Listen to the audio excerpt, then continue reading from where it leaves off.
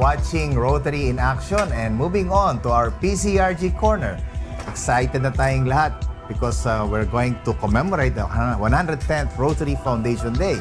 Kaya naman ang inimbitahan natin, we invited District Governor Jojo De Guia of District 3820 to give us information kung anong ating pwedeng maging participation in this big event. So, good evening and welcome to the show, Gov. Jojo. Magandang gabi rin sa iyo, Past District Governor June, sa lahat po ng ating manonood ngayong gabi. Magandang gabi po sa inyo lahat. Okay, Gov. Jo, diretsuhan na to. Saan ba gaganapin at ano ba itong mga activities na naka-line up dito sa upcoming Rotary Day celebration ng District 3820? Ito po ay napagkasunduan na ito po ay gaganapin sa Batangas City Convention Center sa ika-21 ng buwan ng Pebrero, na kung saan ito ay dadaluhan ng mga Rotarians na magmumula sa aking distrito na mga ibang panauhing pandagan. Okay, ano ba ang layunin natin dito, Gov? At saka sino ba ang target mo rito? Bakit pa tayo nagkakaroon ng Rotary Day celebration? Ang aming pong layunin, kaya po kami magkakaroon ng Rotary Day celebration, ay upang ipakilala sa aming mga nasasakupan ang ganda ng ating samahan, kung ano ang ating ginagawa, at pangalawa, upang makahikayat ng mga prospective members na magiging miyembro ng ating samahang Rotaryo. So, siyempre, napakaganda niya na hindi lang ito para sa mga Rotarians, kasama na rin ang mga non-Rotarians as well. At kasama rin ang ating pamilya. Ano ba yung mga pwede nating abangan sa ika-21 ng Pebrero dito sa Rotary? Ano ba mga highlights? Ano ba mangyara? Meron pa itong mga iba't ibang mga activities na manggagaling sa host club. Ang host club mo ay? Ang host club ko po ay ang Rotary Club of Downtown Batangas City. At ito'y pamumunuan na nagdaang Pangulong Vic Cantos.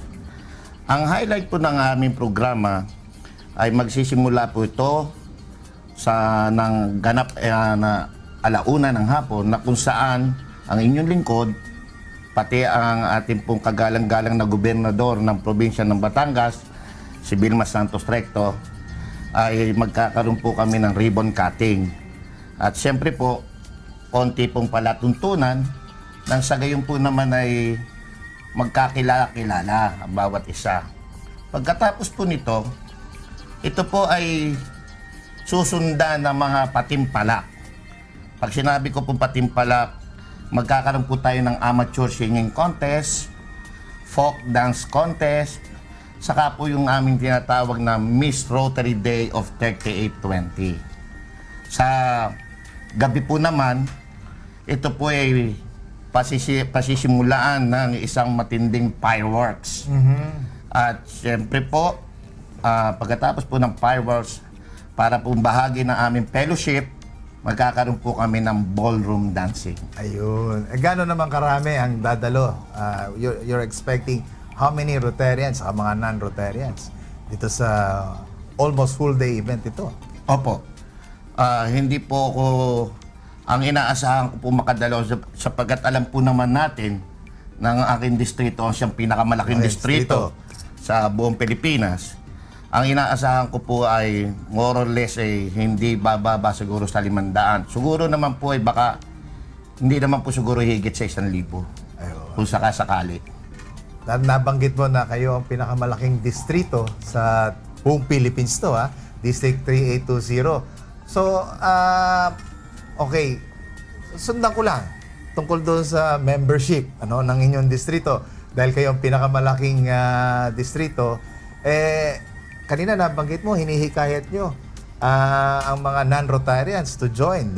So, ang ibig sabihin, kayo na pinakamalaki, talagang gusto nyo pa rin. So, paano naman makakatulong ang ganitong mga activities sa inyong layunin na lumaki pa ang inyong distrito? Ito nga po, gaya na nabanggit ko kanina, ito po yung pagpapakilala kung anong samahan po meron ang Rotary. Kaya po, sa ganito po, ito po ay bilang panawagan din o bilang tugon sa panawagan ng ating pangkalahatang Pangulo na mag-host tayo ng mga ganitong klaseng selebrasyon para nang sa gayon po makilala po ang ating mga ginagawa sa ating komunidad. Sa about naman sa inyong mga pamilya ng mga Rotarians, ano? Siyempre, ang layunin din nito, sabi mo, involve ang mga family members. O paano naman makakatulong ang ganitong gawain para makasama natin ang ating mga pamilya? Amin pong pinamumuka sa aming pamilya na ang samahang Rotaryo ay hindi pang sarili o pang isahan lamang. Sa ganito pong paraan, katulad ko po, ang aking pong may bahay, ang aming mga anak ay ini-involve ko personally sa aming mga programa. Para sa ngayon po, sabi nga po nila, leading by example. At ako'y naniniwala na yan tinatawag nating the family of Rotary. The family of Pinangungunuhan mismo ng ating District Governor Jojo De Guia. And I'm sure that will happen to all the Rotary clubs in your district. Okay, how do you manage naman your time between your family and Rotary? Hindi ba naman nagseselos ang ating First Lady dahil ikaw ay busy na sa Rotary? Sa totoo po, hindi po siya pwede magselos. Sapagkat sa totoo po ay siya po ay napaka-supportive sa akin. Ayun, parati mong kasama. Lagi ko po siyang kasama para maunawaan niya lalo't higit kung ano po yung aking napasukan. Gayon din po ang mga anak namin, ang amin po naman mga anak, unti-unti ko po ini-inject sa kanila kung anong trabaho ang aking ginagampanan sa ngayon. At ako'y naniniwala, Gov. Jojo, na balang araw, ang iyong mga anak ay siya ring magtutuloy ng inyong mga gawain sa inyong mga Rotary clubs.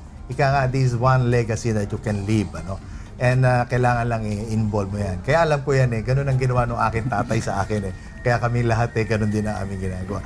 Okay, balikan natin yung membership. Kayo pinakamalaking sa distrito sa buong Pilipinas. Gano'n na makarami ang Rotarian sa inyong district? Sa ngayon po, as of this January, we are 18 members short for 3,000. So, 2,982. Wala pa nga nakatawid ng 3,000. So, kayo ang kauna-unahang tatawid sa 3,000 mark. I think it is going to be, kayang-kaya nyo. 18 members short na lang pala. Ano ba ang goal mo? Tumawid ng 3,000 or more than 3,000? Ang akin pong tinatarget ay magkaroon po kami bago po matapos ang aking taon ay kami po ay magkaroon ng 3,000 miyembro. Palagay ko po naman, PDG John, ito po naman ay aming makakamit dahil sa ngayon po ay meron pa ho akong 2 club na posibleng ma-establish pa bago po matapos ang taong ito. Ay, kaya-kaya. So, palagay ko ay 3,200. Mabanggit naman natin isa pang napaka-importante nga pinag-aakaabalahan ng mga distrito at lalo na ang mga gobernador, ito namang Rotary Foundation. Ano na ba ang sitwasyon ng inyong distrito sa ating layunin na makapaglikom ng kaukulang pondo para sa Rotary Foundation? Ang ating pong Rotary Foundation, sa ngayon po ay meron na po kami nakakalap na naibigay na po mahigit po sa 200,000. 200, mahigit, more than $200,000. More than $200,000. Ang aking pong target ay sana po kung pagkakalooban ay magkaroon po kami ng contribution na halagang hindi po bababa sa halagang 300,000 pesos. Dolyar. Okay, 300. So, ibig sabihin, itong nakaraang 6 na buwan, kayo ay nakaka-200, mahigit 200,000 at meron pa tayong natitirang 6 na buwan. At dyan ay kayang-kaya ang 300,000. At ngayon pa lang ay gusto na kita i-congratulate. Maraming salamat sa iyo. Nalagpasan mo na yung kalahati dahil mahigit kalahati na ng iyong goal. And of course, I'm sure at this point, you're also busy preparing for your district conference. Kailan ba to? Saan gaganapin? Sino ba ang host natin dito? Gob? Sa ngayon po, ang ating pong district conference ay kasalukuyang umuusad. Ito po ay pamamahalaan ng aking home club, the Rotary Club of Tal-Lemery, sa pamumuno po ni Past President Mar Hernandez. Ito po'y gaganapin. Kami po pinakamaaga yata. Aha. Sa February 27 and 28. Abay, maaga nga. Ano? Maaga po. Gaganapin po ito sa Sofitel Philippine Plaza. Okay. At ito po ay ang amin pong isang invited speaker na umayo na po ay wala po mong iba kundi ang ating pong kagalang-galang na senador, Grace po Llamanzares. Ayun, very timely, ano? Dahil I'm sure napakaraming maisi-share. Okay, Gob, dumating na tayo doon sa punto. Alam mo, napakabilis ng oras. It is now time to say your any parting message, especially to your district, Gob, and of course to your sweetheart, kung meron kang greetings din. Una po sa lahat, nais ko po kayong imbitahan na makilahok sa aming 110th founding year anniversary na gaganapin po sa Batangas City Convention Center. Aasahan po namin ang inyong pakikisa. Pangalawa po, kayo po ay malugod po rin naming iniimbitahan sa aming district conference. Tayo po ay magkita-kita. At ang aking pong pasasalamat sa iyo, past District Governor June, sa Rotary in Action, at binigyan ako ng pagkakataong may bahagi ko o ano na nangyayari sa aming distrito.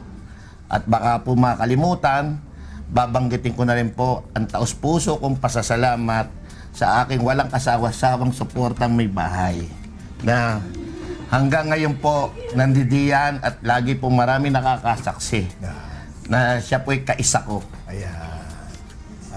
Okay, maraming salamat District Governor Jojo Digia, mga kasambahay. Yan po ang kabuuan ng ating PCRG Corner at I'm sure si Governor Jojo ay muli nating itong makakasama sa mga susunod pang panahon. Ano?